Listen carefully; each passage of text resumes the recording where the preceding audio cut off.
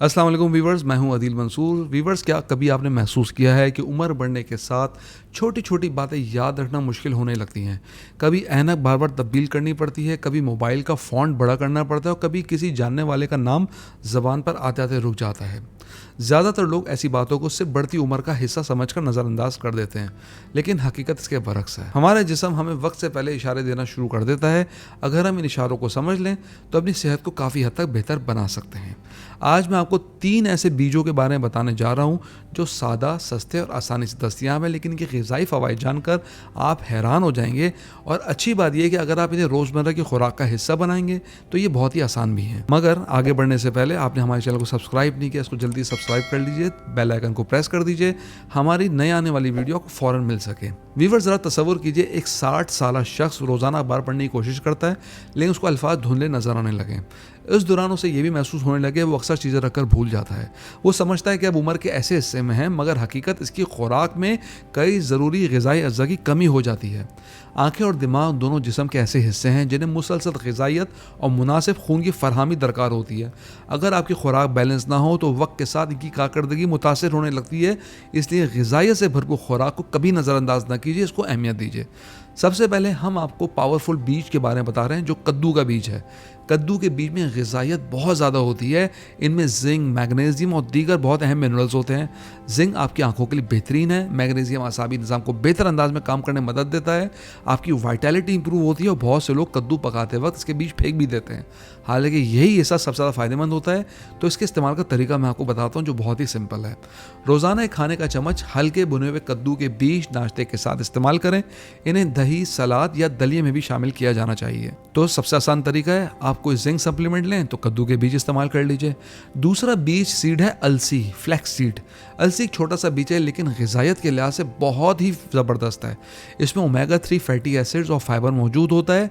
ये दोनों अज्जा दिमागी सेहत और मजमूई जिस्मानी तंदुरुस्ती के लिए बहुत ही अहम माने जाते हैं। बहुत से अफराद दिन भर ज़हनी थकन, तवज्जो की कमी और आंखों की खुश्की की शिकायत करते हैं।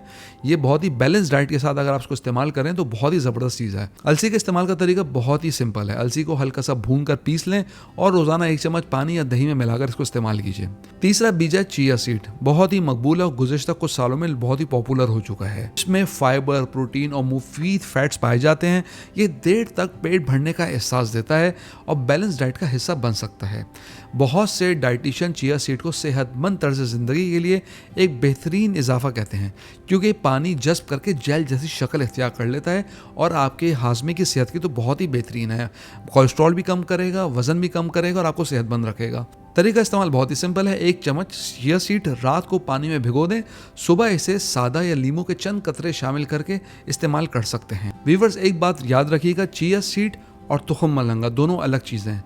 चिया सीड है और तुखम मलंगा को तुखमे रेहान भी कहते हैं और ये बाजल सीड होता है। तो आपने चिया सीड इस्तेमाल करना है और ये पिक्चर भी आप वीडियो में देख रहे हैं। लेकिन एक बात वीवर्स आपने याद रखनी है, सिर्फ एक ग़िज़ा या एक बीज किसी जादुई इलाज की तरह काम नहीं करता। अच्छी सेहत हमेशा कई आदतों का मजमूआ होती है। तो बैलेंस डाइट, अच्छी नींद लेना, एक्टिविटी रखना, चहलकदमी करना, जिम जाना, पानी का ज़्यादा इस्तेमाल करना, ये सब बहुत फ़ायदेमंद होता है और हर एक का अपना रोल होता है। अगर आप वाकई अपने आँखों और दिमाग की सेहत का ख्याल रखना चाहते हैं तो रोज़ाना कम से कम 30 मिनट पैदल चलने की आदत डालें। तहकीक से मालूम हुआ है कि बाकायदा चहलकदमी खून की रवानी बेहतर बनाती है, जिसका फ़ायदा पूरे जिस्म को मिलता है। इजाफी मुफीद टिप मैं आपको ये दूंगा कि हर रोज़ 10 से 15 मिनट के लिए कोई नई ज़हनी सरगर्मी ज़रूर करें। मसलन किताब पढ़ना, नई ज़बान के चंद अल्फाज सीखना, पहेलियाँ हल करना, कुरान का तर्जुमा पढ़ना। गर्ज़ ये कि कोई भी ऐसी एक्टिविटी जिससे आपके दिमाग के मसल्स एक्टिव रहें। जितना ज़्यादा ये मसल्स एक्टिव रहेंगे, आप भी मेंटली उतना फिट रहेंगे।